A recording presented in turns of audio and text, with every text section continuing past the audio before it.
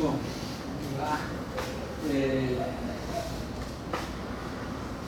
Depois de todas as coisas, eu vou fazer um pouco mais de detalhe. Eu quero provar o seguinte, né? Eu tenho espaço L, dada lá nosso semianel e tal, a gente estendeu a medida, criou L de S, que é igual ao espaço das funções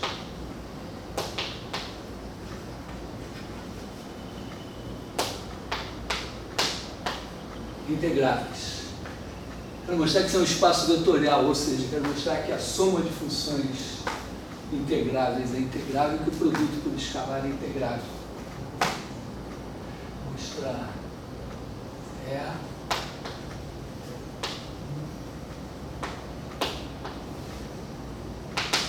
espaço vetorial. Vou mostrar que K pertence a R.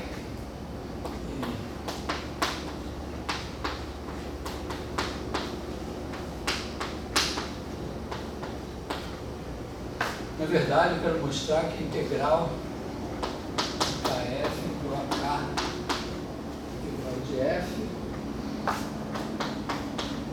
junto que FG são integrais com F mais G. Integral e mais ainda, né? Integral de F mais G é igual a integral de F mais integral de G. Significa que a integral de L de S em R é linear.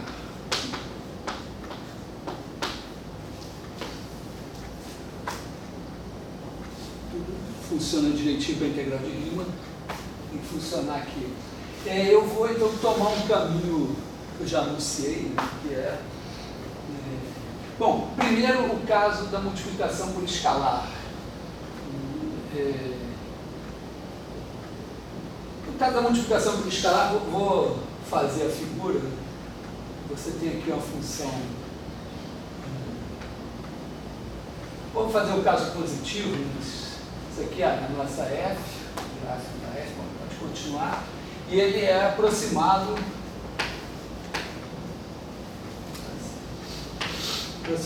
por blocos. Então, F é aproximado por, vamos dizer, isso aqui significa o subgráfico S. O subgráfico de F é aproximado por somatório de AI cartesiano e igual a 1 até N. Onde AI AI pertence a S e I é intervalo limitado.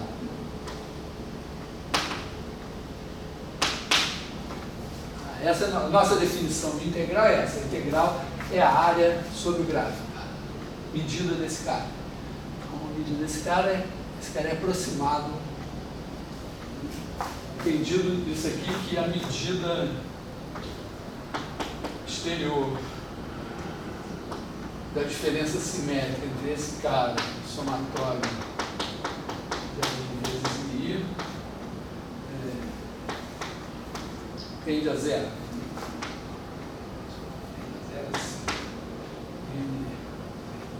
I igual a 1 até N, tende a zero, onde não é o N que tem de infinito. Isso aqui é uma. Na verdade, teria que botar um índice nesses caras. Ou, vamos ver, poderia botar assim: para todo epsilon maior que zero, existe aí vezes I igual a 1 até N, tal que isso daqui menor que epsilon. Bom, acho que é óbvio o seguinte: se você multiplicar pelo escalar K, F, você tem a F multiplico a f pelo escalar k por subgráfico de kf que é multiplicado por k, e aí você tem S de kf vai ser aproximado por somatório de AI vezes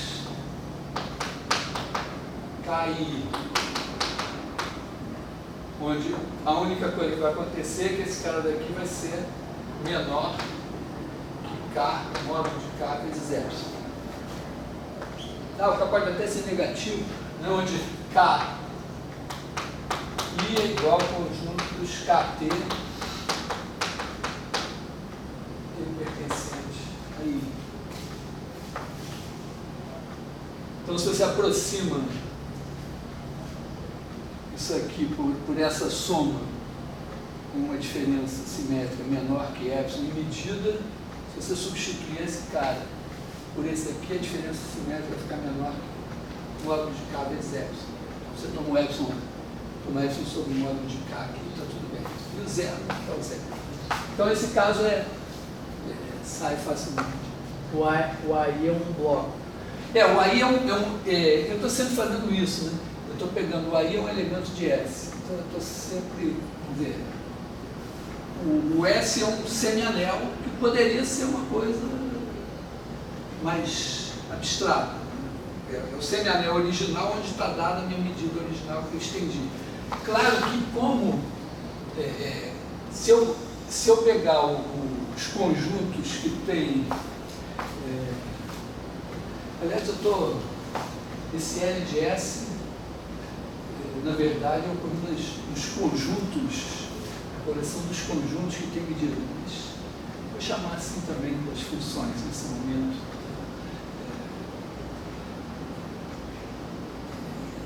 Então, eu poderia, na verdade, usar os AI já diretamente sendo conjuntos que têm medida, já na extensão de Lebesgue da medida. Mas eu acho bonitinho e reconfortante saber que a gente pode pegar os caras do bloco original, os blocos originais. É que eu estou tentando entender assim, certinho esse AI cartesiano. É porque isso aqui, né, o S é um semianel em X, quer dizer, um conjunto das partes de X. O de X é um conjunto que, para todos os efeitos, é bom a gente pensar ele como sendo R2. Embora não seja da análise na reta, não muda nada sem R2, mas em princípio poderia ser uma coisa mais geral. Você podia até com uma superfície e ter definido, por exemplo, você poderia ter uma superfície parametrizada por uma só parametrização e pegar fazer uma bijeção então entre um bloco e a sua superfície parametrizada e definir, pegar o anel o semianel dos bloquinhos dentro desse bloco, levar as imagens dele pela parametrização, definir a medida lá original desses caras, usando jacobiano, uma coisa assim, e aí estender, fazer a medida na superfície. Porque nesse caso aí não seria só o somatório de aí, o S? Porque se você tá não, porque eu tô medindo, eu estou fazendo a integral de F, o AI daqui, quer dizer, aqui está o R2 e aqui está o R. Esse é o gráfico da F, tá? Vamos dizer, olha aqui, o R2 é o X. Uhum. Então eu estou medindo a área ou o volume desse negócio. A integral está sendo definida como sendo a área sobre o gráfico.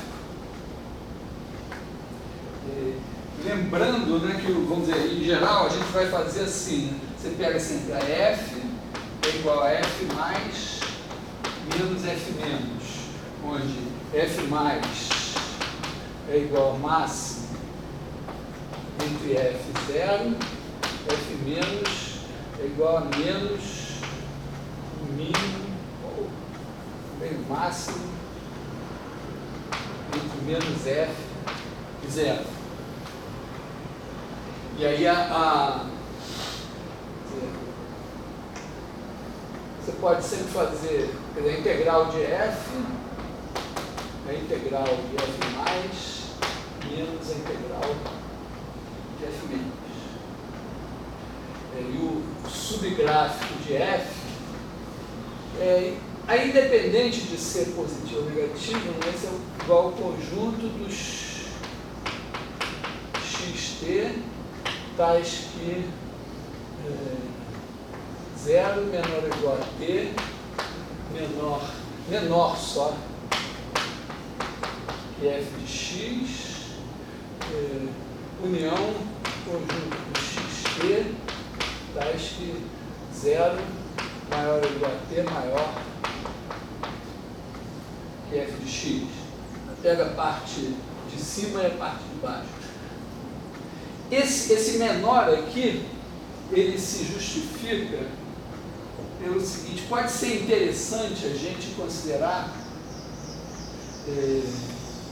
pensa assim, a função sempre definida em x, lembra se tem uma função tipo uma coisa assim, você define ela aqui como sendo infinita, e aí o subgráfico, você não pode botar aí menor ou igual que infinito, senão você vai ter que pegar subconjunto de R, então, subconjunto de R estendido, então menor aqui, para prevenir isso.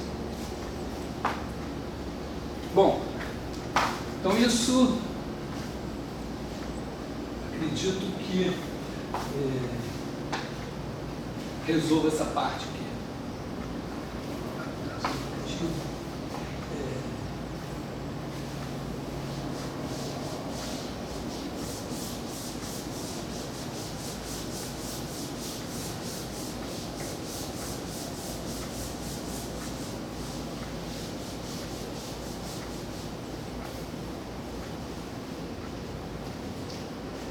E o caso, esse caso 2 aqui, da soma, a gente pode começar com o caso em que f maior ou igual a 0 e g maior ou igual a 0. E aí eu chamei a atenção no fato de que se você pegar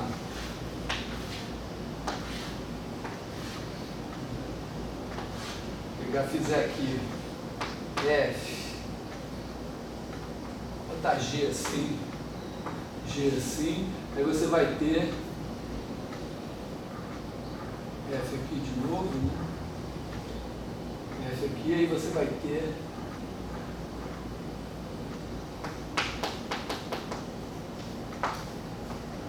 e aí tem um Cavalieri envolvido aqui, que é claramente a área sobre o gráfico de f mais g, é essa área igual à área sobre o gráfico de f, mais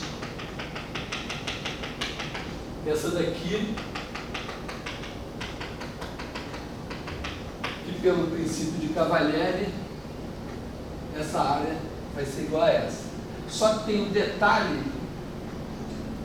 chamando a atenção, é que o princípio de Cavalieri a gente aplica desde que a gente saiba que isso aqui tem área.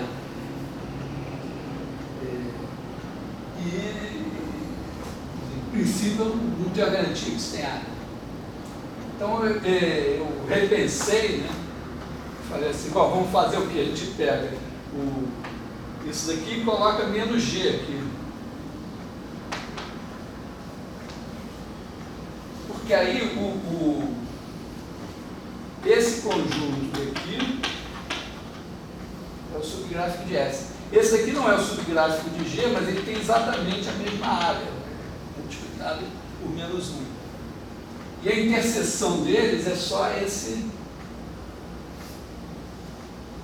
negócio aqui, que tem medida nula.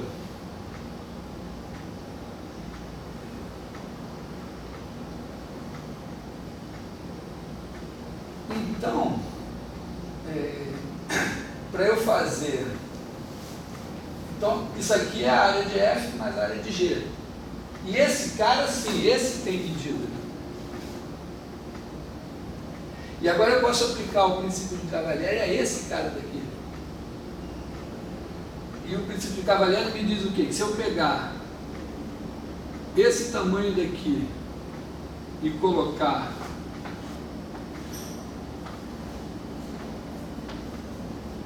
aqui e fizer isso para cada um, eu vou ter algo aqui assim.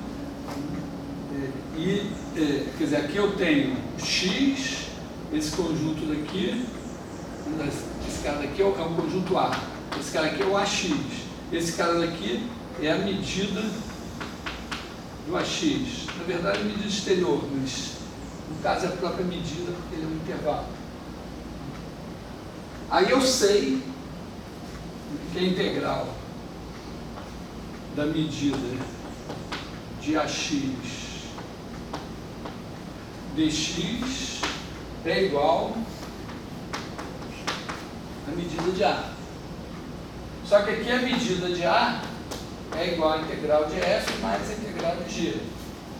E esse AX aqui, ó, f de x menos o AX é igual ao intervalo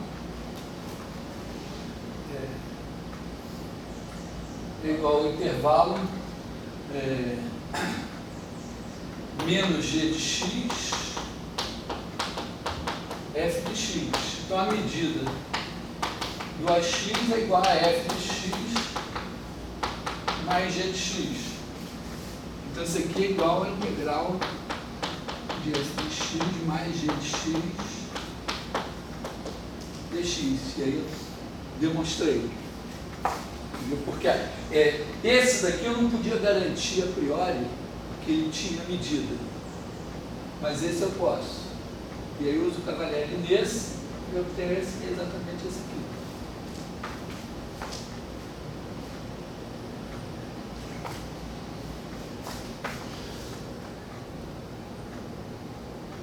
Então, agora, o segundo caso seria uma ser positiva e a outra ser negativa. Então, seria um caso assim, vamos dizer, f maior ou igual a zero e g menor ou igual a zero. Então, você pode fazer, na verdade, f mais g igual a f menos g.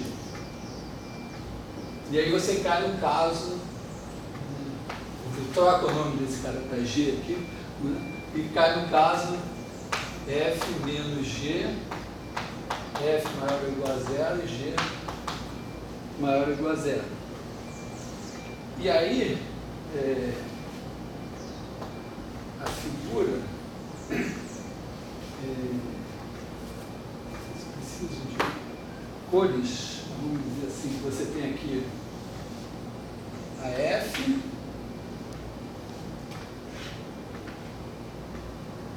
e tem aqui a G.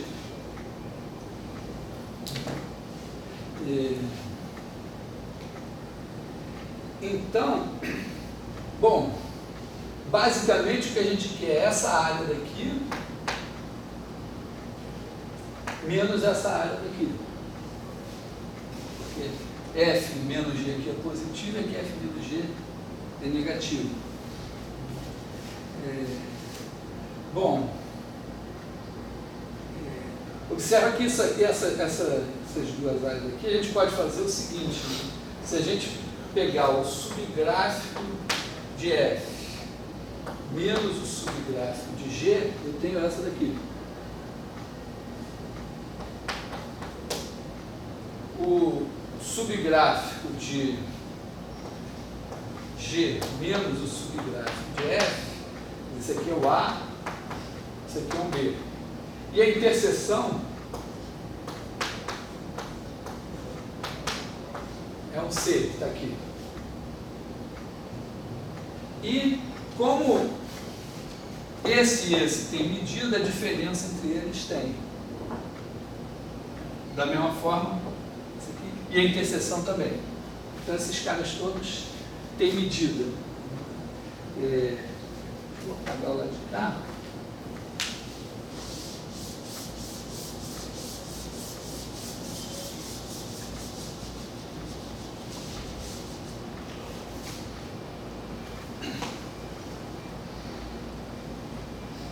Então a gente pode fazer assim, quer dizer, a gente quer provar que a integral de f menos g é a integral de f menos a integral de g. Então, vamos fazer a integral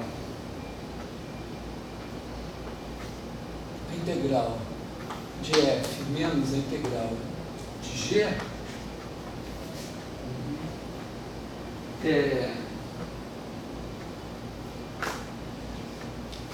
é a medida do subgráfico de f menos a medida do subgráfico de g. O subgráfico de f é a mais c. Então isso aqui é igual à medida de a mais c menos a medida de b mais c. Agora isso aqui é a medida de A mais a medida de C menos a medida de B menos a medida de C. E aí, cancela, eu já estou com a mão na taça aqui. Né? Então esse cara daqui, agora eu posso pegar e aplicar o Cavalieri ao A. Aí, fazer aqui, Cavalieri.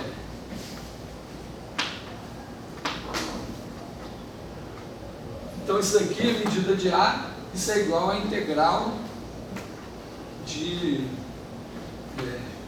medida de AX. No caso que a gente está trabalhando aqui de função em R, né, o AX é sempre, vamos dizer, nesses casos aqui, o AX é sempre um intervalo, né? Que você está aqui, são os caras que estão entre G e F. Então não precisa dividir de exterior, é medida de AX dx. Mas olha só, isso aqui é o quê? Quem é o AX? Ele é f de x menos g de x quando f é maior ou igual que g. E quando g é maior ou igual que f, dá zero, esse cara não está. Então isso aqui é a integral de f menos g mais. Isso é usar o Cavalieri. Aqui, a integral da medida de bx vai ser a integral de f menos g menos, que é o g menos f. Mas a soma desses dois é exatamente, eu estou dizendo, o Cavalieri me diz que esses dois caras tendo medida, essas duas funções são integráveis e essa integral é igual a essa integral é igual a essa. Para isso é a definição de dizer que então a medida de A mais a medida de B, que é essa integral aqui, é igual à integral de f menos g.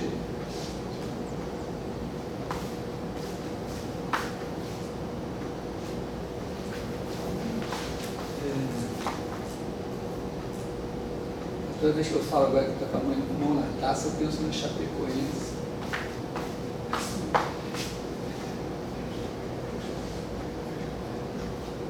Bom, então está resolvido esse caso. Vamos pensar agora no caso geral.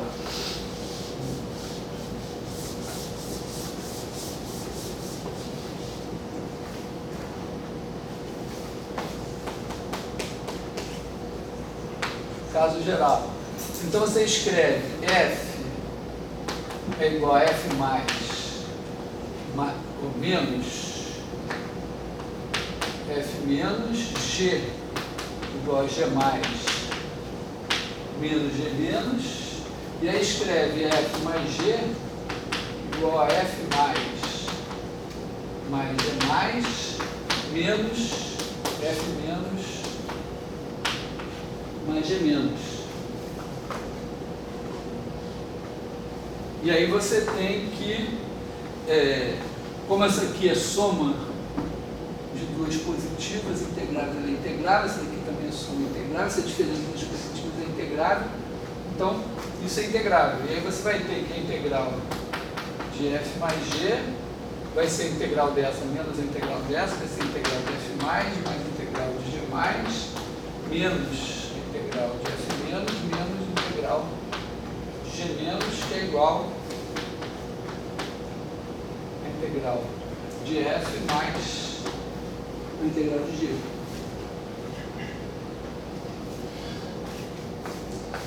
Então, conseguimos provar isso aqui usando o princípio de Cavalieri.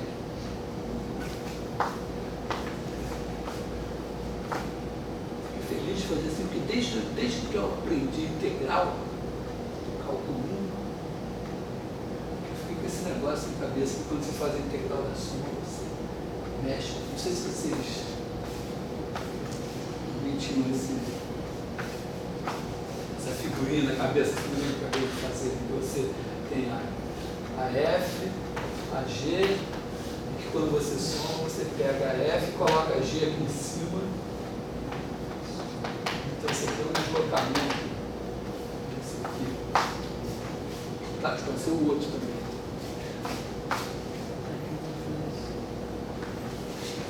Bom,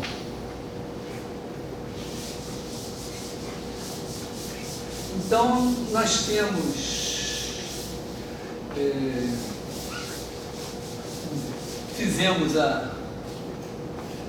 partimos de uma medida, pensando em termos de R ou R2, medida de intervalos ou de blocos R2, estendemos um conjunto maior, certamente maior do que dá para fazer com a medida de Jordan, estendemos a integral, provamos dois resultados importantes, teremos a convergência monótona e a convergência dominada. Agora temos o princípio de Cavalieri e suas consequências. Então, eu estava escrevendo o princípio de Cavalieri e seus corolários. Então, seus corolários são Fubini, Tonelli e que a integral da soma é a soma das integrais.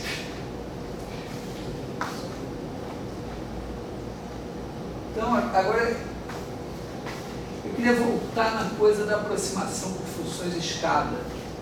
Eu estou comentando, né?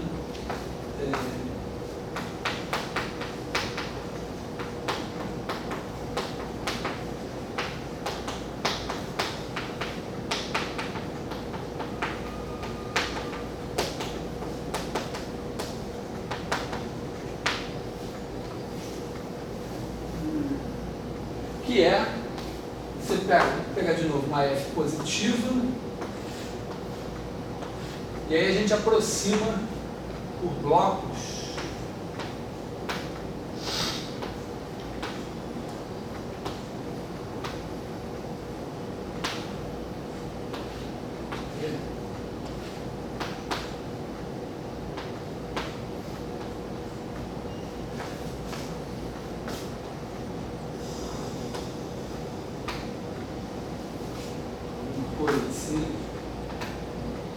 e a ideia é que quando você aproxima por blocos, esses blocos são o quê? São produtos cartesianos.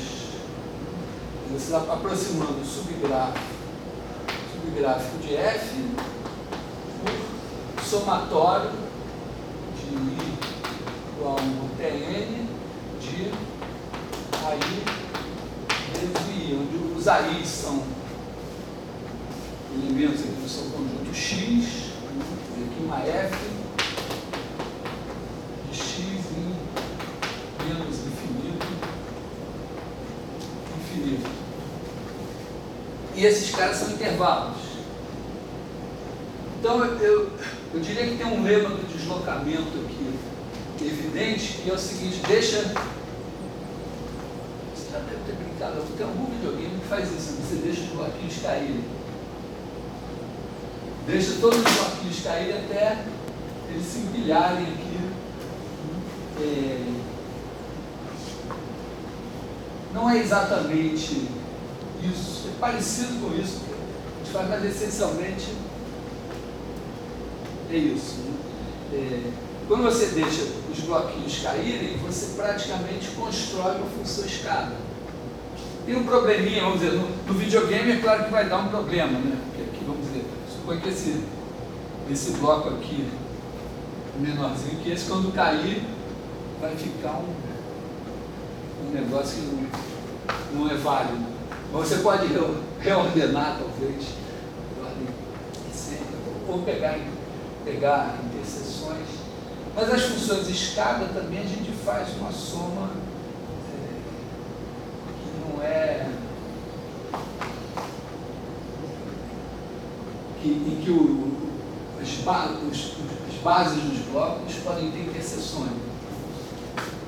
Tá certo também. Então aí, na verdade, o que é essa aproximação? A gente pega a medida exterior da diferença simétrica.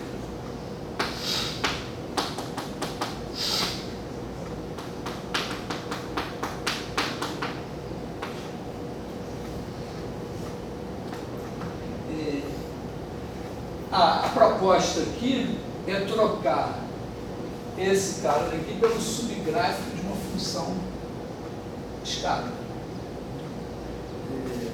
Então a gente define H igual a somatório, a gente já fez isso, né?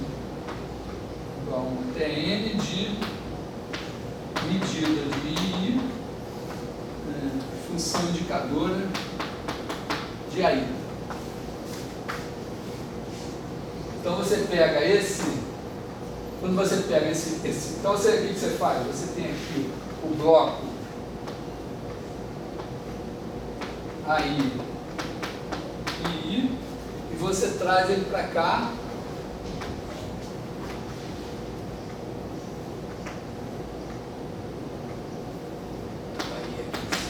Você tem o AI aqui embaixo, e esse tamanho daqui é a medida do I, que é exatamente esse tamanho. Então, realmente o bloco desceu, deslocou para baixo. Então, você pega cada bloco, desloca para baixo, soma tudo, e você tem uma função H. E integral de H é exatamente como isso aqui. Tomei cuidado de pegar esses caras de junto também, não era tão importante, mas é a medida do somatório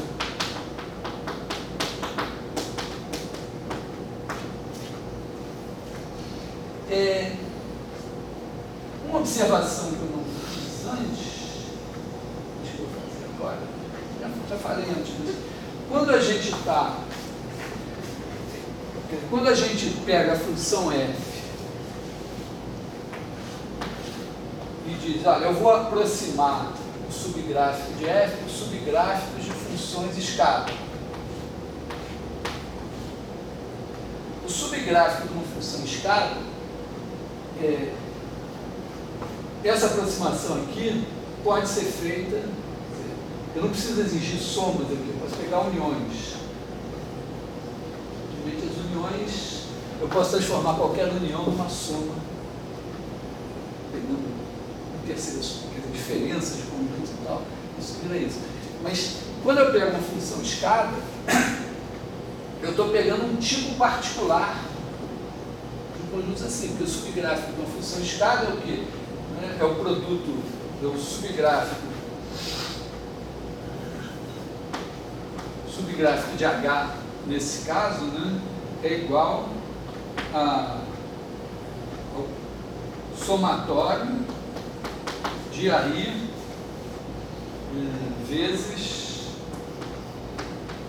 os JI, onde JI é igual a 0 medida de I.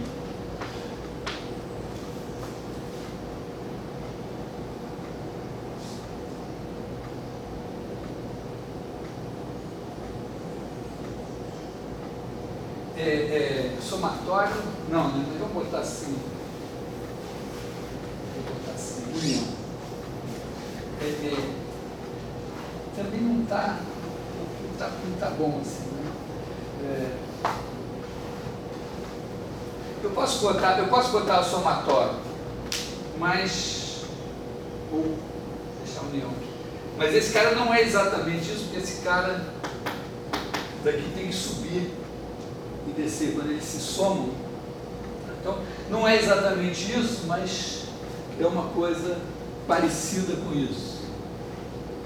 Entendeu? Por que não é? Porque quando eu pego o H, pode ter, quando eu pego esses caras, né, tem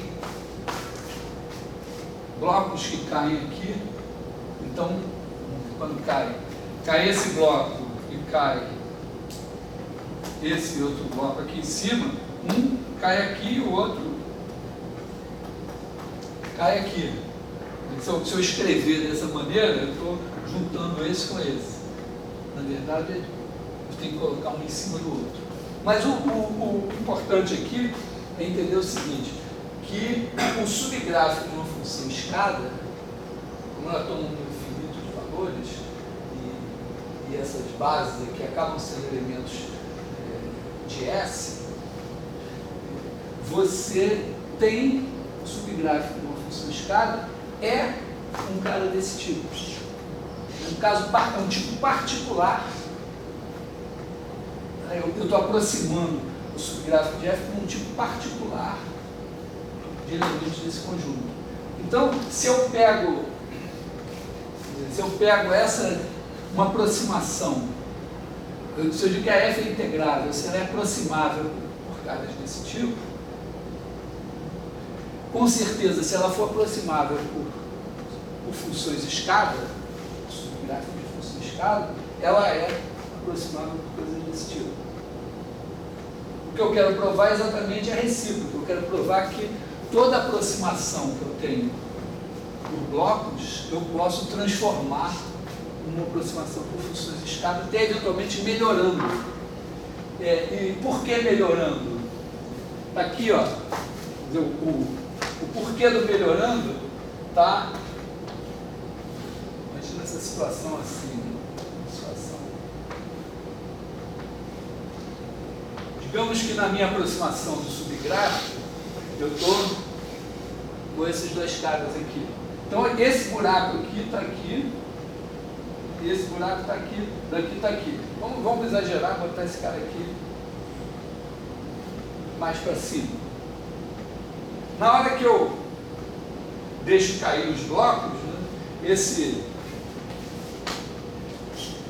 bloco de cá vem para cá, e agora esse grandão aqui de cima vem para cá, e ele fica alguma coisa assim. Então, o erro que eu cometi aqui era, tinha tudo isso aqui, e mais esse pedaço aqui assim, agora ficou só essa coisinha aqui. Então, em princípio, quando eu trocar, a ideia é que quando eu trocar esse cara pelo subgráfico dessa H, melhora.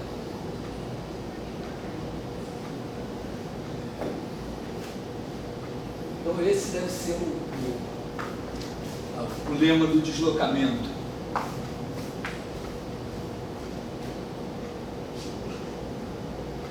Vamos colocar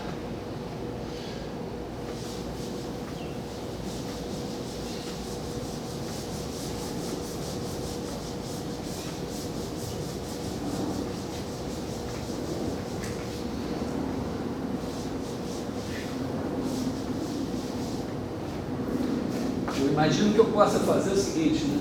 Pega A igual a somatório de igual a 1 até N de aí vezes I. E define H igual a somatório de igual a 1 até N de medida de I função característica. Vou botar aqui a F, trocar esse menos infinito por zero. Fica mais simples.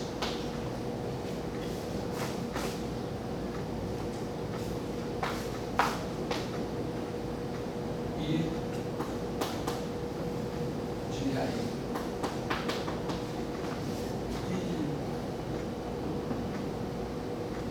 Eu acho que até posso, não sei se precisa, mas se for o caso, eu posso supor que esses intervalos todos estão continuando na parte positiva da reta. Não sei se vai ser necessário. Então, o que deve acontecer? Eu imagino que aconteça o seguinte, né? A medida de subgráfico de F menos A exterior deve ser maior ou igual que a medida exterior de subgráfico de F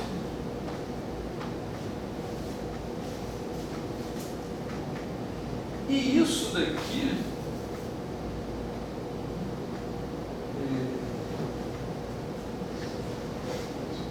eu acredito, não sei se é verdade, mas parece ser verdade, que é a medida exterior do subgráfico de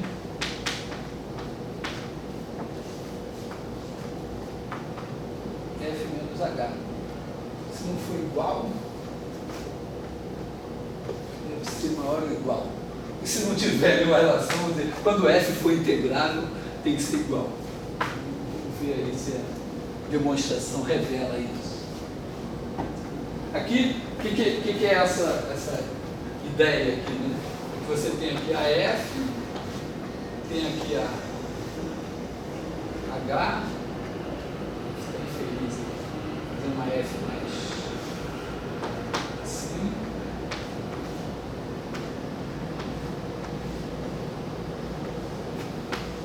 Coisa assim. Então, essa diferença simétrica aqui deve poder ser calculada em cada bloquinho aqui e em cada pedacinho que a gente quer medir são esses caras aqui. Então, quando vou até trocar esse para cá.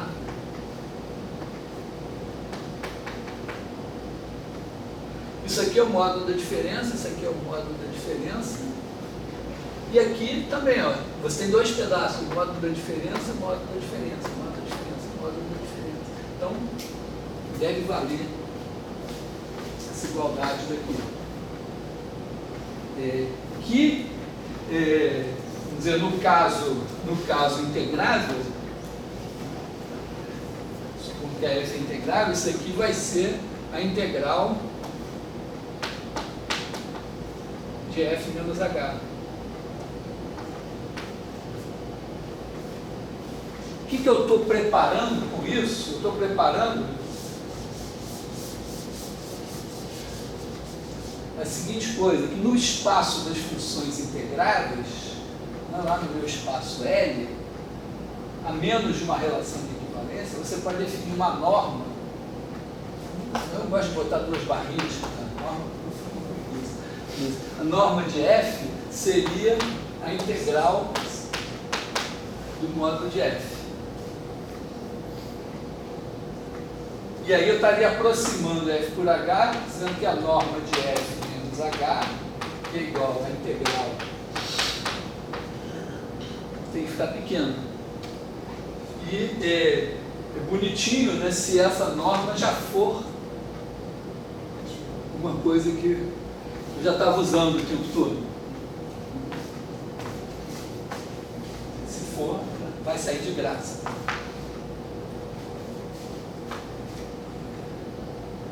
Então isso aqui deveria ser o lembra?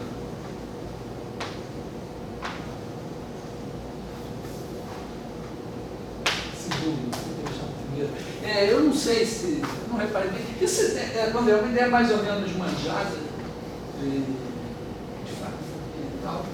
Quando eu fiz, eu não sabia, eu batizei de ler pelo deslocamento.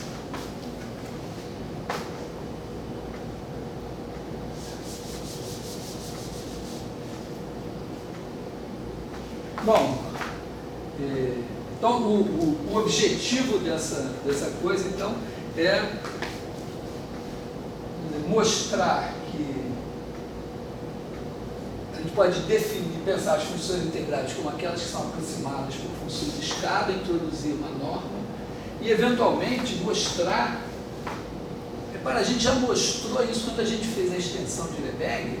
A gente mostrou que aquela medida exterior da diferença simétrica, quando a gente pega conjuntos A e B, define a distância entre A e B como sendo a medida exterior da diferença simétrica, a gente viu que isso é uma métrica, uma semimétrica, na verdade, mas se a gente identificar conjuntos que diferem de um conjunto de medida nula, isso é uma métrica e o espaço dos conjuntos que tem medida é completo. Então a perspectiva aqui é introduzir essa norma da integral, que, desenhando, né, você tem aqui f e g, a norma da integral é essa área aqui. Né? A norma de f menos g você integra nessa área aqui, exatamente. E aí essa norma da integral daria um espaço métrico completo. Então seria um espaço vetorial com uma norma e que é completo para essa norma. O que a gente ganha por isso? A gente ganha, quando o espaço é completo, você passa a poder definir coisas como limites de sequências de Cauchy. Eu preciso lá de um certo objeto, eu posso dar uma sequência de Cauchy, bom, essa sequência de Cauchy define um objeto. Então, daqui ele é dado por essa sequência de Cauchy.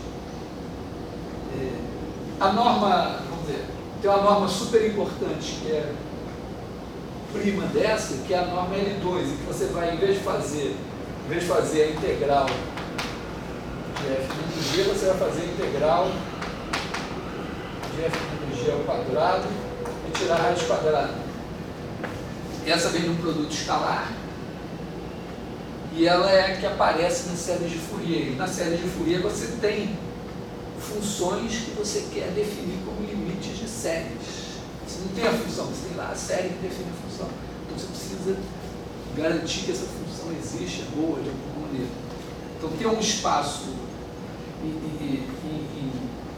em análise funcional, pensando até mesmo vamos dizer, o engenharia está vendo se negócio de Cauchy, não sei o que lá, mas é um tranquilizador assim.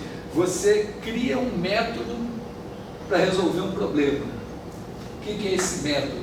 Tipicamente é um algoritmo que produz uma solução aproximada e que melhora a cada iteração essa solução.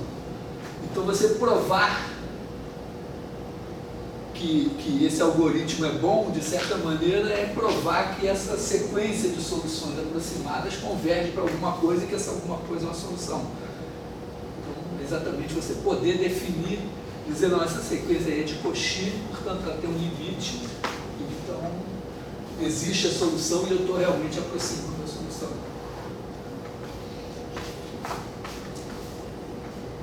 Bom, então vamos lá tentar demonstrar nosso cara aí. Eu não sei se eu consigo. Se eu não conseguir, eu espero que as figuras sejam convincentes.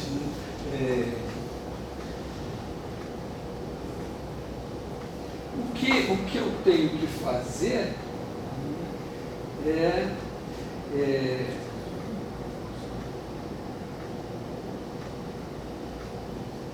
observar o seguinte, que não sei se eu posso usar o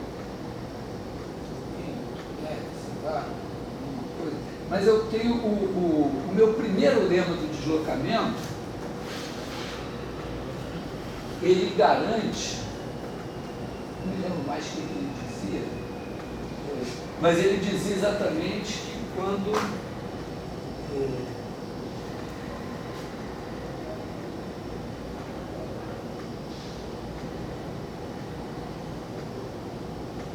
eu faço o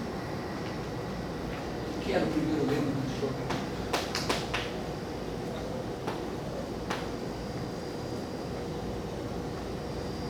Eu pegava um A contido em X vezes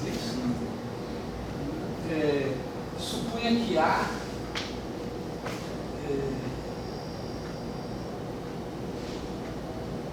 acho que eu supunha que o A era igual a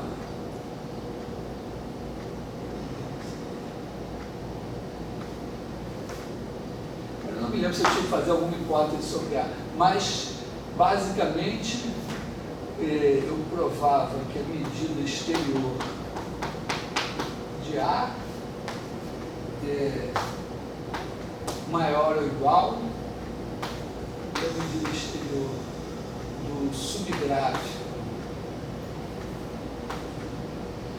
de uma certa F, onde f de x é igual à medida exterior do A desse x.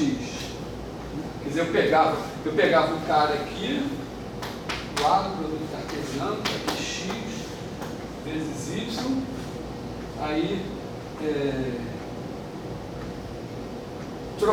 pegava esse cara daqui, que quer dizer, a gente até pode dar um exemplo em que a desigualdade é estrita.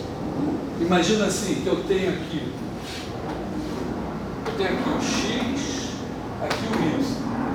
Então, para cada seção que eu tenho aqui, eu pego a medida exterior dessa seção e boto aqui. Então, esse y não precisa ser R. Mas é como se fosse R, é como se eu estivesse pegando esse cara daqui, olhando a medida exterior, compactando isso, colocando aqui. Para ter um exemplo, imagina aqui o intervalo 0, 1, e você pode ter, vamos fazer duas.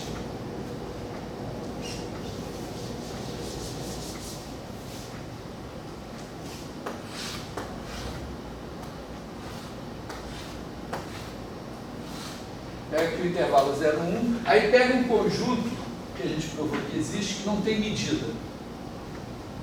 Então pega aqui um conjunto x e faz aqui x vezes 0, 1. Então esse cara daqui também não vai ter medida. Produto cartesiano do cara.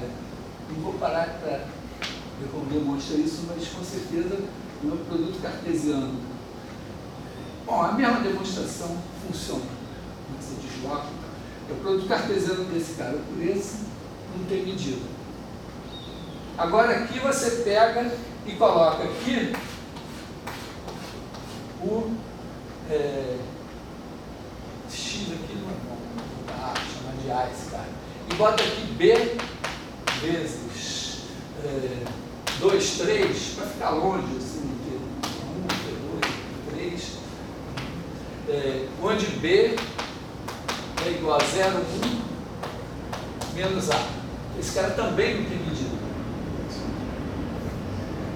Então, com certeza aqui, a medida A mais B, a medida exterior de A mais B, nesse caso claramente a medida exterior de A mais a medida exterior de B, que vai ser igual aliás, medida exterior de, vamos chamar isso aqui de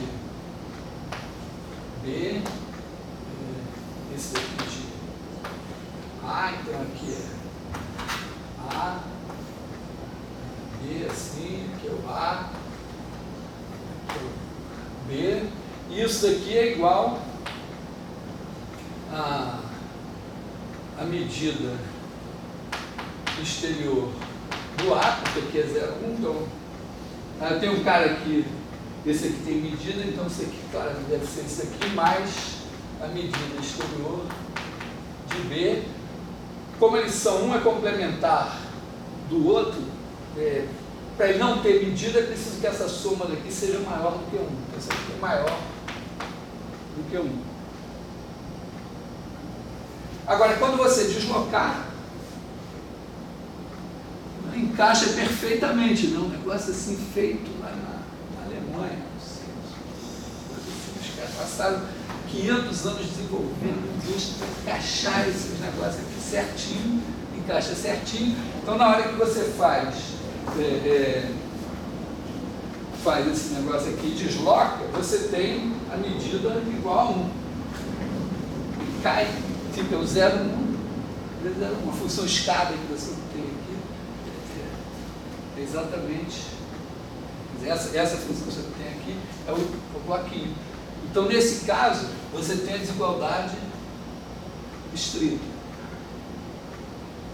É possível você ter um cara, um conjunto, em que a medida, se você pegar a medida exterior dele, dá um certo valor. Se você pegar a medida exterior de cada seção e integrar, dá uma coisa menor do que a medida exterior dele. Porque você organizou, a moral da história é essa, né? Você tem um cara desorganizado, a medida exterior dele pode ser maior do que a medida quando você organiza ele.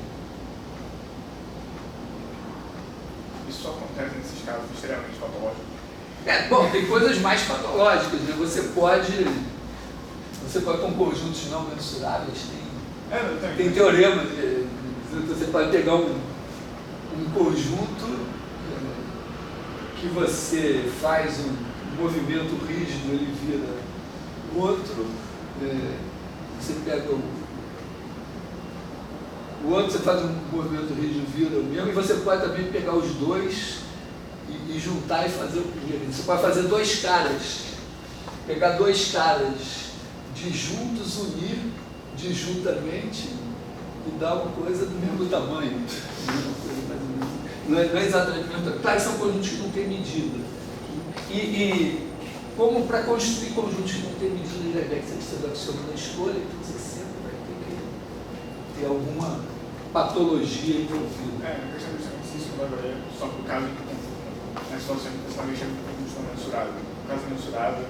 No caso mensurável, aí vale o princípio de Cavalieri. De Cavalieri.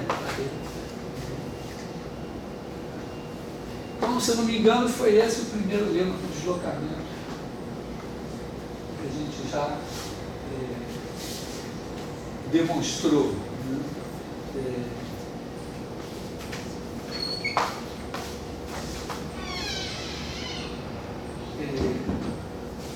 O fato é o seguinte, olha, o que acontece?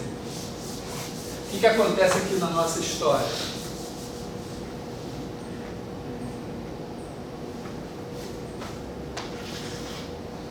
O que a gente está fazendo aqui no nosso, nesse caso aqui? A gente está pegando blocos assim,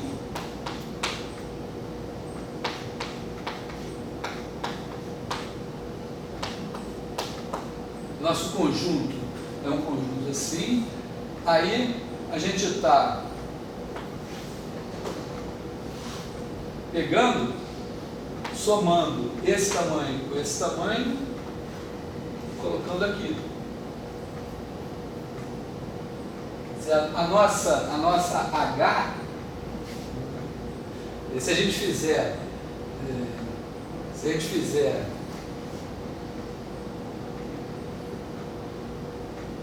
definir a função aqui, nesse caso daqui, se a gente definir uma g de x igual a medida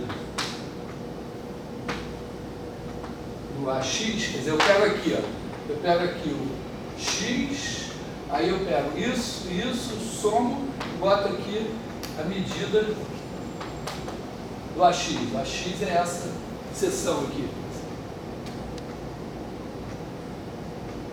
Isso vai ser exatamente essa função daqui, essa daqui é exatamente a minha função H.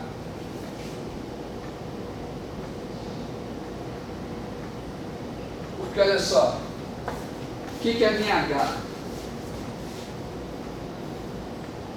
A minha H vai pegar o x, vai ver em quais aí ele está, e vai pegar a medida do intervalo. Para cada I que ele está, ele vai pegar a medida do intervalo I correspondente ao AI. Então o que é isso? Pega o x, diz, ele corresponde a um AI aqui. Esse AI tem esse intervalo I aqui. Aí eu pego essa medida e boto aqui. Depois tem mais esse, pego essa medida e boto aqui. É exatamente fazer isso. A medida do AX é exatamente a soma das medidas dos Is. Tá claro? E agora vamos fazer, observa, botando assim, vou botar na vertical, o desenho no livro é horizontal. Você tem aqui o 0, aí você tem o intervalo I1, nós vamos pegar os intervalos, pensa assim, correspondente ao X aqui. Você tem o I1, aqui você tem o I2, etc. Aí você tem esses intervalos aqui. E aqui você tem em algum lugar o valor de F. F de X. Aí você troca. Então qual é a diferença? A diferença que você tem é a diferença entre esse, você pega a diferença simétrica entre esse cara e a união desses dois. Então você fica aqui com esse pedaço daqui, mais esse pedaço daqui, e mais esse pedaço aqui. Se você fosse fazer, fosse medir essa diferença aqui, era como se você estivesse integrando esses. Está tendo a soma desses caras aqui vezes os A's correspondentes. Enquanto que se você fizer, se você olhar, quando você somou esse valor com esse valor, você obteve alguma coisa que é assim, né? Isso aqui é o. Aqui você tem o I1 e aqui você tem. Se você pegasse aqui o I1, o I2, colocasse aqui em cima. Aí você tem que olhar o erro que você. A diferença que você tem é essa aqui.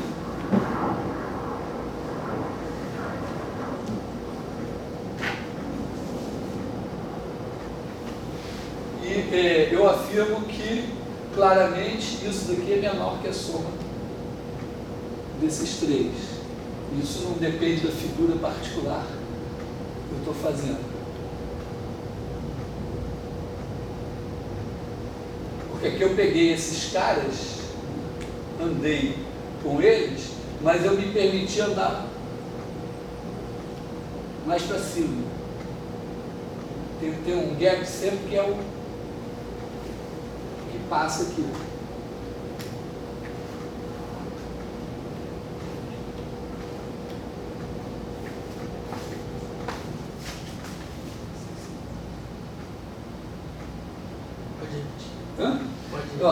eu tenho, quando eu olho para isso aqui, ó, quando eu olho para, eu pego o x, e porque no fim das contas, ó, eu posso pegar a minha função escada, e também esses blocos, eu posso decompor como uma soma de blocos que não tem interseção aqui embaixo. Ou melhor, que ou coincidem aqui embaixo ou não tem interseção. Então, fica uma coisa assim. Então, no final das contas, eu vou pegar cada bloco aqui, vou olhar aqui em cima, eu vou ter isso e isso. E a alternativa é pegar esse bloco, jogar aqui embaixo, e esse outro jogar aqui embaixo, e construir isso mais isso. Eu estou dizendo é que se a F, aqui a F, a diferença entre esses dois que está em azul, entre esses dois aqui e o subgráfico da F é menor do que a diferença entre esses dois e o subgráfico da F. Porque, vamos dizer, a parte subaproveitada é a parte que está para cima. Podia ter uma parte para baixo, mas suponho que não tem parte para baixo. Então, essa parte que está para cima é a parte, claramente a parte ruim. Né? Ou, eventualmente, uma parte que esteja assim, mas essa parte que está para cima, ela diminui, porque ela anda para baixo. Tudo andou para baixo. E qualquer coisa que anda para baixo, ela vem preencher algum espaço que estava vazio. Então você melhora aqui embaixo, você deixa de ter, vamos dizer, justamente aqui, ó, você tem esse pedaço aqui, você tem o 1 e o 2, então esse pedaço aqui estava vazio, esse aqui estava vazio. Quando você anda para baixo, na verdade esse aqui você não conseguiu, mas você preencheu esse espaço daqui. E vamos ver, o que você andou mais para baixo, qualquer coisa que você ande aqui para baixo, você perdeu aqui em cima, qualquer coisa que você, vamos dizer, estiver perdendo aqui, você também já tinha perdido aqui embaixo e ainda melhorou aqui em cima.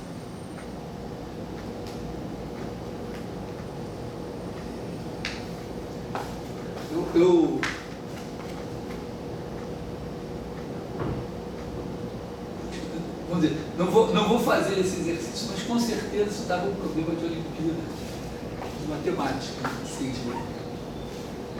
de escola, não Olimpíada, final de ensino médio, mas de começo, uma hora de ensino fundamental aí, para mostrar que esse negócio funciona. Então,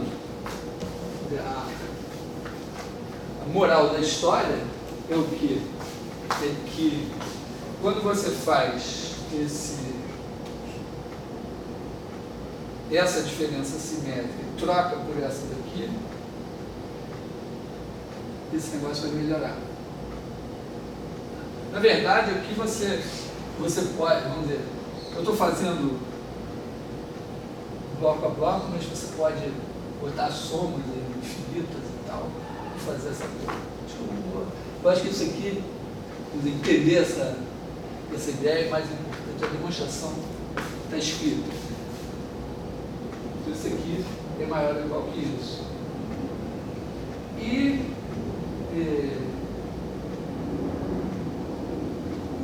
eventualmente a gente pode olhar para isso aqui também.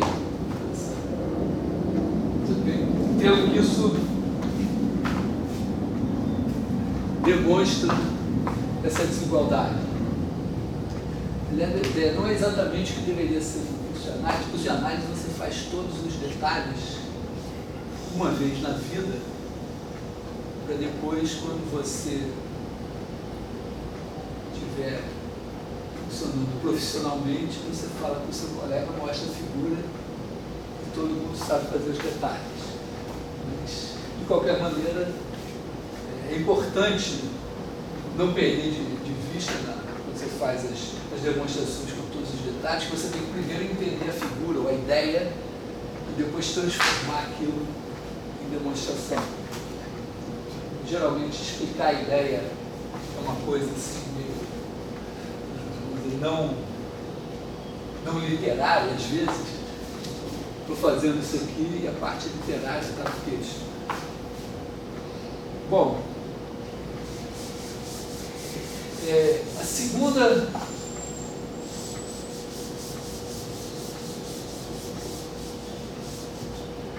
parte da história é essa aqui, né? Se você tem uma F e tem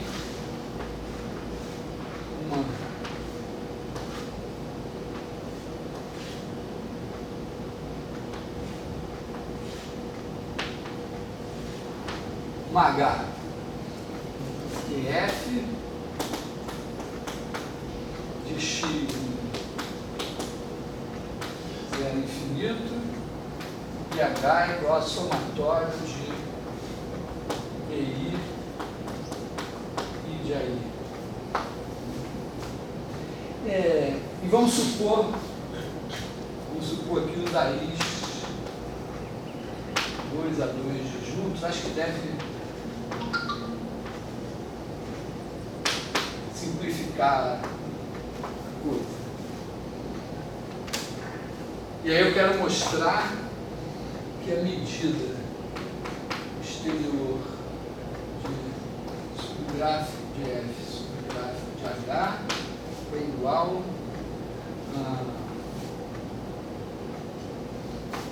a medida exterior do subgráfico do módulo de F menos H.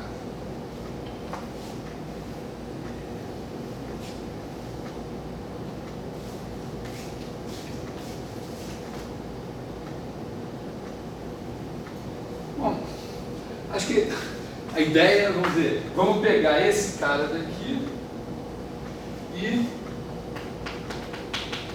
escrever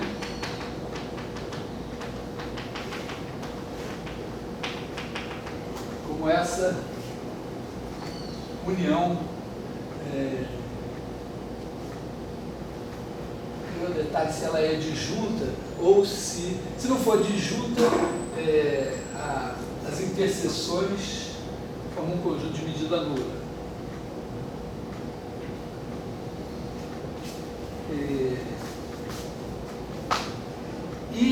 Também, vamos dizer, se você fizer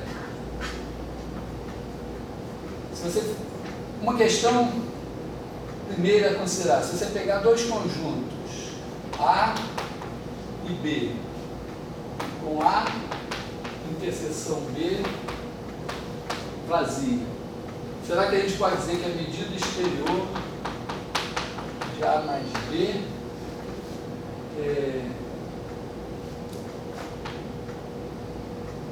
é igual à medida exterior de A mais a medida exterior de B? Observa que a medida exterior de A união B é sempre menor ou igual que a medida exterior de A mais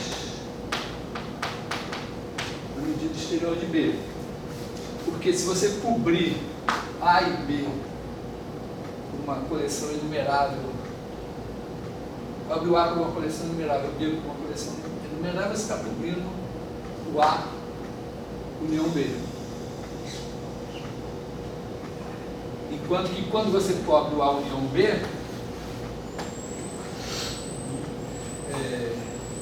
você pode ter, trabalhar com caras, e na hora que você separar, você pode, vamos dizer, os caras que você usa para cobrir o B, você não pode usar para cobrir o A, digamos assim, para não contar duas vezes. E aí pode ser que, ao cobrir o B, você falte gente para cobrir o A depois. Então, no princípio, é menor. E claramente é menor. Então, isso aqui vale. Só a questão é se no caso de você ter uma soma, então aqui você tem o A, aqui você tem o B. O negócio é que quando você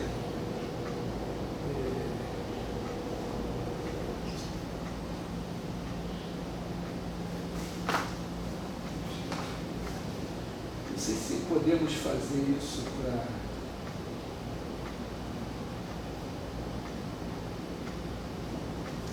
que vale. Isso sim. Você pegar aqui o C. Então C é igual a C interseção A mais C interseção B e mais o C interseção que sobra, né? mais o C interseção vai ser menos a união B.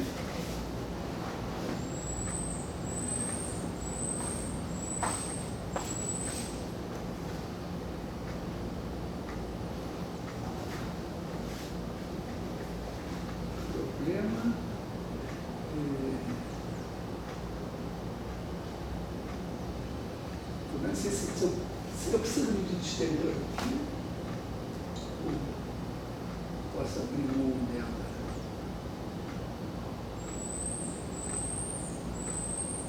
Eu perdi muito tempo pensando nisso, mas, vamos dizer, aqui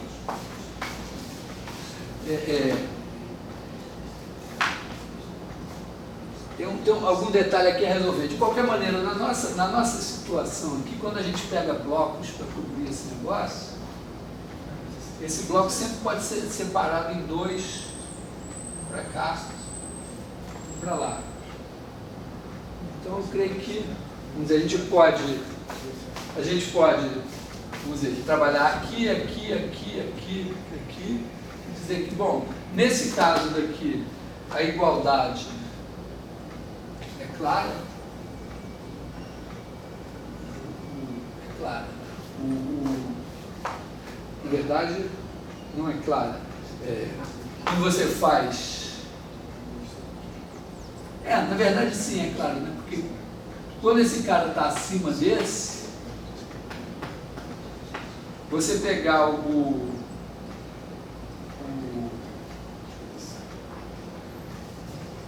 pegar o subgráfico aqui, ó, é H menos F. O H menos F você bota aqui e dá essa mesma figura invertida. Então, esse conjunto e esses são o mesmo em termos de medida. A mesma coisa quando você faz assim, F menos H, você vai ter o mesmo cara aqui também. E tem que considerar esse caso daqui.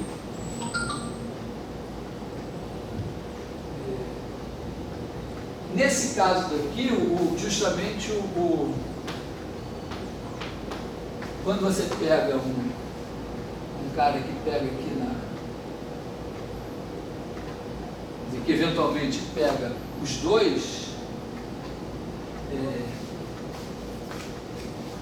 será que a gente pode separar esse cara em dois pedaços? No caso de R, sim, mas se fosse R2 aqui embaixo, já era mais delicado. Né?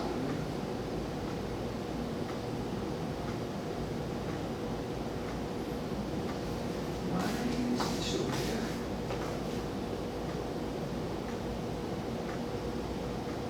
Bom, mas de qualquer maneira, De qualquer maneira, a gente cai, se não me engano, exatamente no caso do primeiro lema do deslocamento.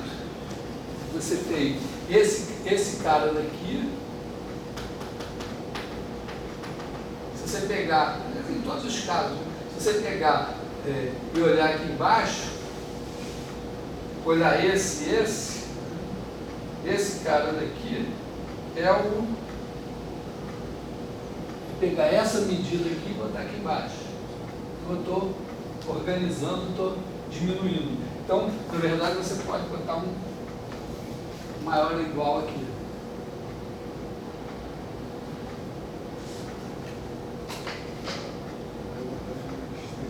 Hã? Bom, eu não, vamos dizer, eu estou dizendo que eu não garanto, o primeiro lema do deslocamento não me garante a igualdade, mas garante a desigualdade que me interessa.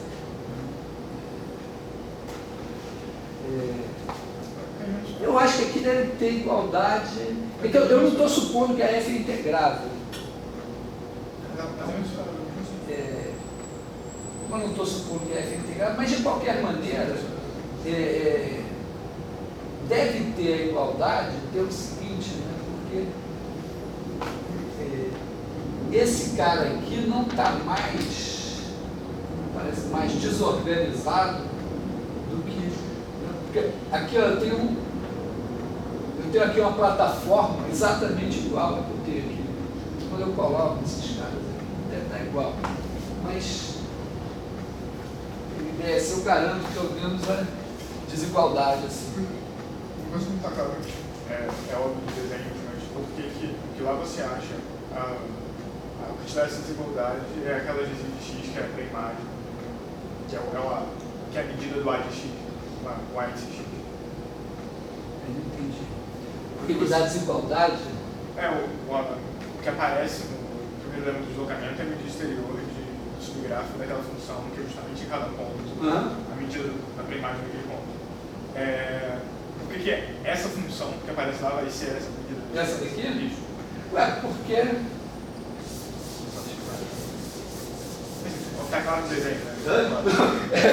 Eu espero que você tem...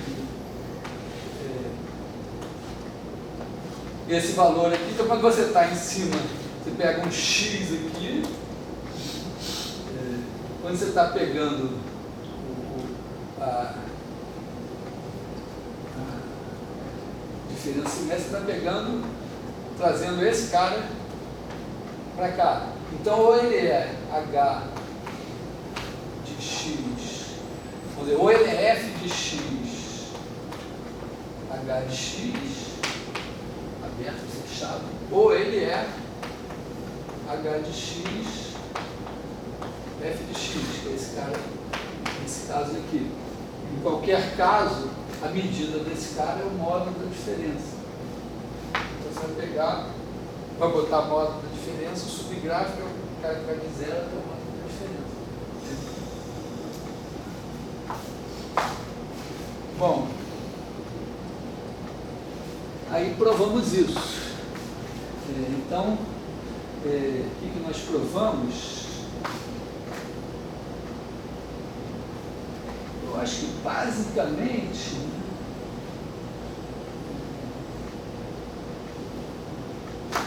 nós podemos dizer que nós temos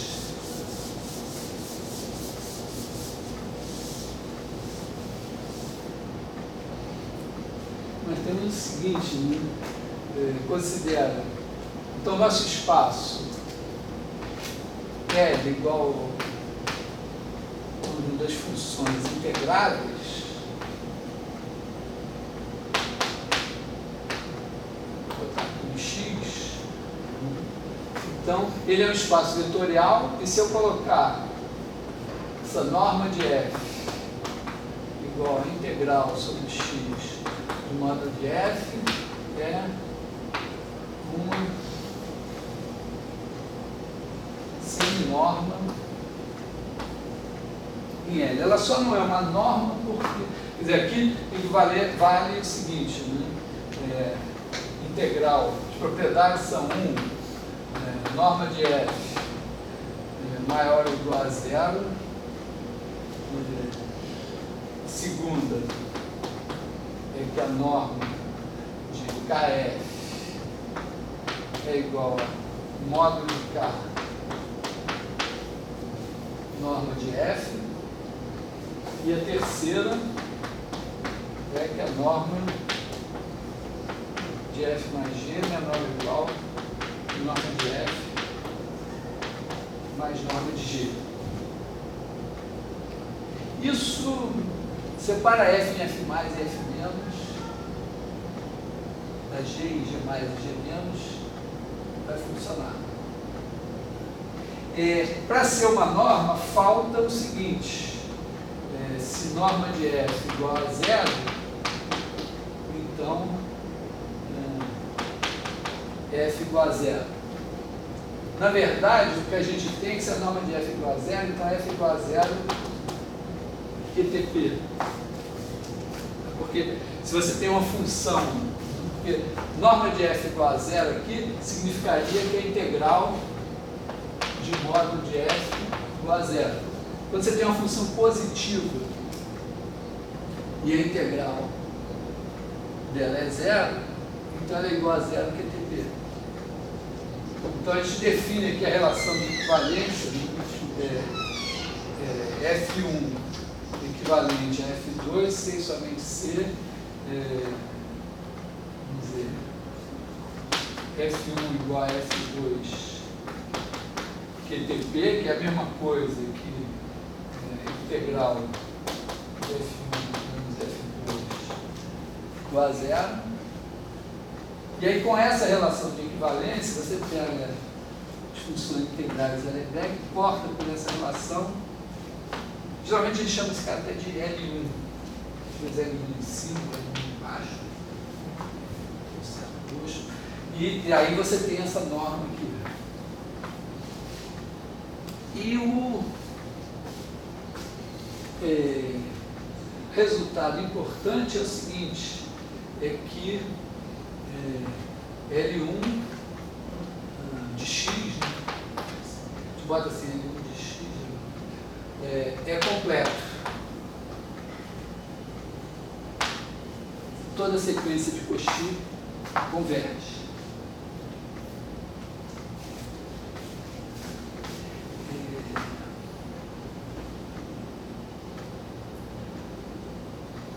Eu estava pensando de manter o CC rapidamente. Deve ter uma demonstração disso só com os subgráficos. Porque aqui você tem que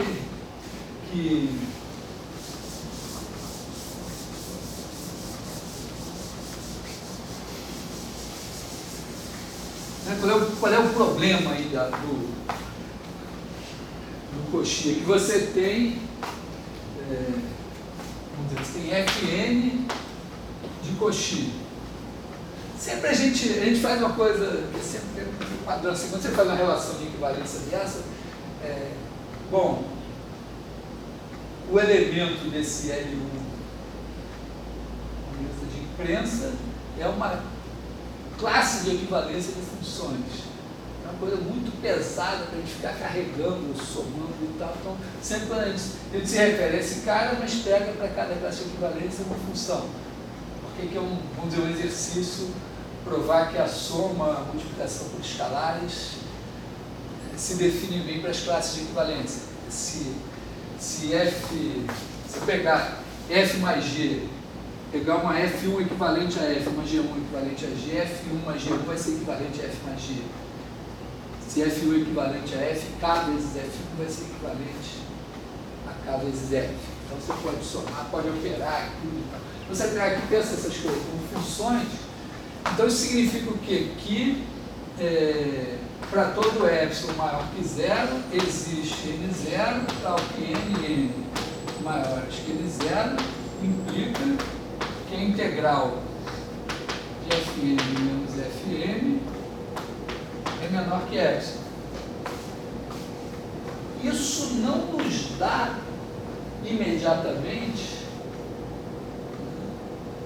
que a gente precisa, o que a gente precisa? A gente precisa provar que existe um limite.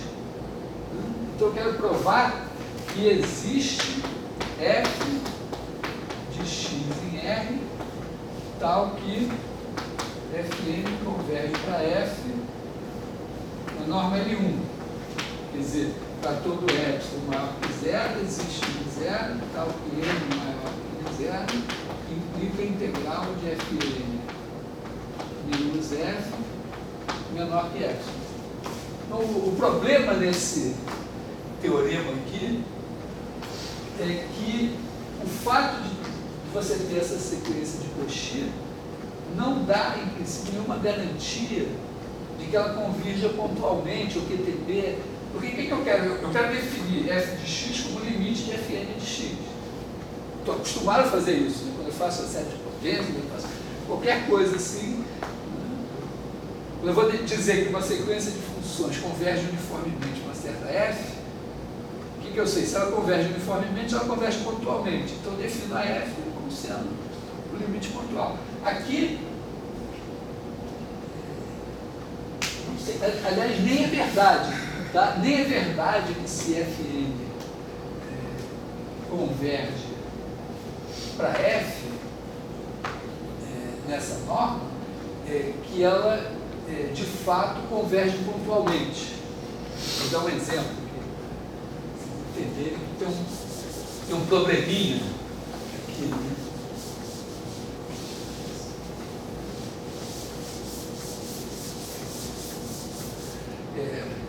O probleminha é o seguinte, ó. Pega aqui o intervalo 0, 1, vai botar uma coisa assim, e aí divide esse intervalo em 2. Não divide em 2. Começa assim, ó, a F0 aqui. Aí depois você faz a F1, é só isso aqui. A F2 é só isso aqui.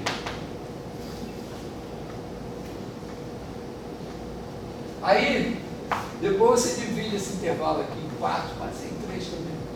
4. Aí você faz aqui a F3, a F4, a F5, a F6. Então, na medida que o N cresce, você vai ficando com a Fn, né? A Fn vai tendo esse perfil assim. Claro que a integral dela vai tendendo a zero, porque ela tem tamanho de 1 sobre 2 elevado a coisa e altura 1. Então, você certamente vai ter integral de Fn, que é igual a integral de módulo de Fn menos zero, tendendo a zero. Só que para cada x que você pega, ela retorna em x com o valor 1. Na sequência retorna. Então você, para todo x e para todo n0, existe n maior que n0, então que Fn de x igual a 1. Então ela não converge para zero em nenhum ponto.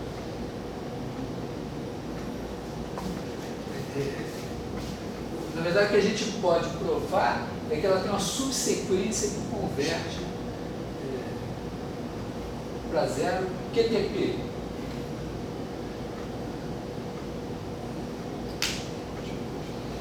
Então, essa é a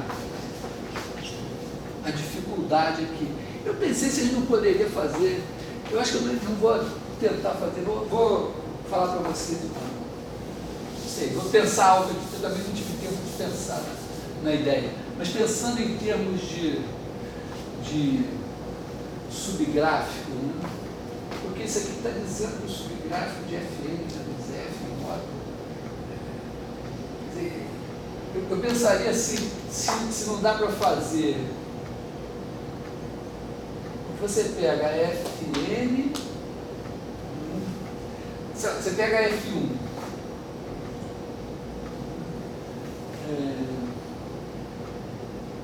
vamos tentar fazer uma coisa crescente, né? Pega o subgráfico, pega a interseção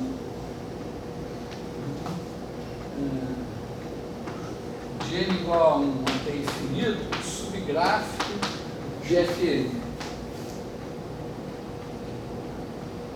Bom, esse cara aqui está abaixo de todo mundo. Depois você pega e chama isso aqui de F1. Depois, vamos ver, pensa que isso aqui defina, vamos imaginar que isso defina uma F. Tem que ver se isso define alguma F. Vamos pensar assim. Depois você pega a interseção de n igual a 2 infinito de S de Fn. Da F2. Claramente, essa F2 é maior ou igual que F1 existir. E assim você vai.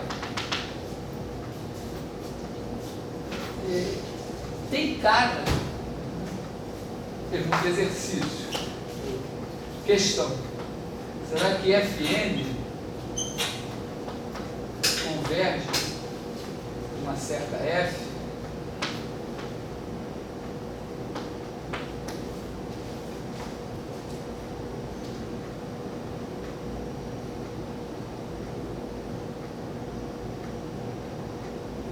Porque olha só, você tem uma sequência crescente de caras, de conjuntos aí. Tem um probleminha, será que isso cresce para infinito? Será que define? Mas seria uma maneira de tentar definir a nossa F sem dizer que é F de X, simplesmente fazendo assim. Tem uma outra, uma maneira mais padrão, que é você pegar uma subsequência aqui,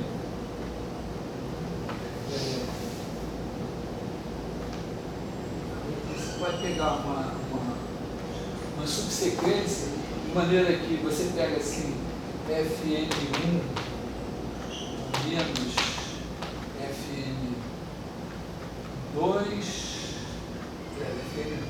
menos Fn1, norma da diferença menor que talvez meio, alguma coisa assim, e depois Fn3 menos Fn2 menor que um quarto, assim, de maneira que essa soma, se você fizer a soma telescópica, somatório de Fnk mais 1 menos Fnk, se olhar para essa soma assim, ela é absolutamente somável na norma aqui. E aí ver se funciona alguma coisa semelhante. Seria mais ou menos essa ideia aqui também.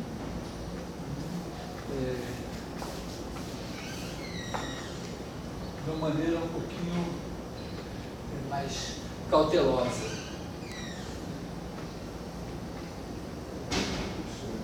De qualquer maneira, vou deixar assim o teorema.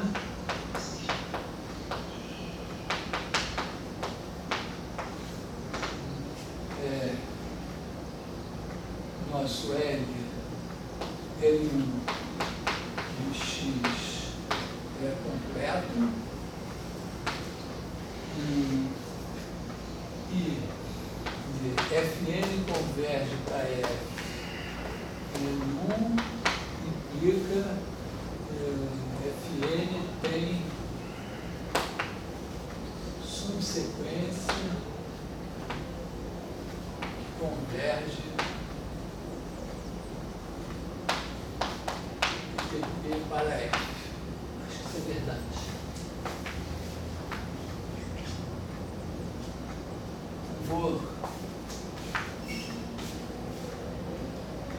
Vou parar aqui deixando esse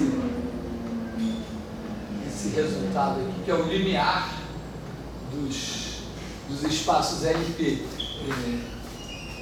vamos dizer, o próximo passo seria dizer, não, em vez de fazer só essa norma N1, vamos pensar assim, né?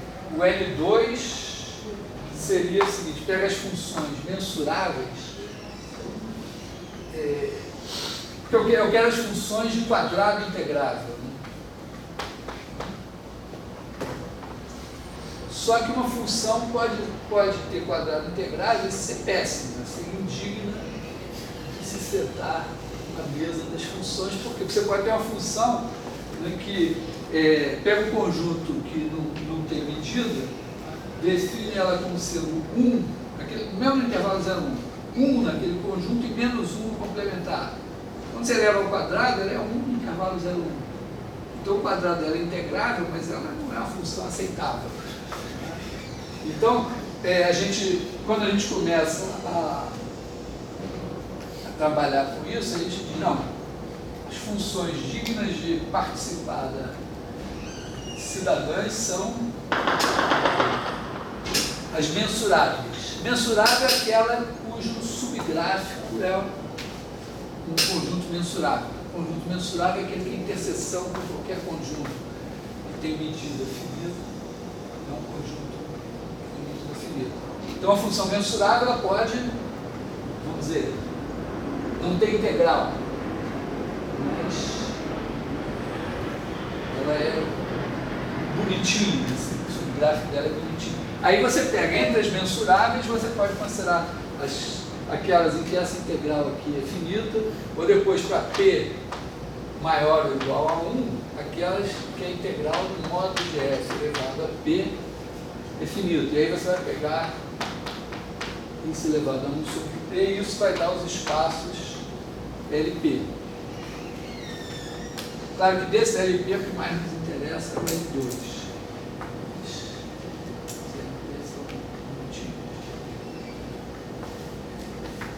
Então, vamos deixar a questão aqui de como é que a gente exibe essa F para poder provar esse negócio aqui.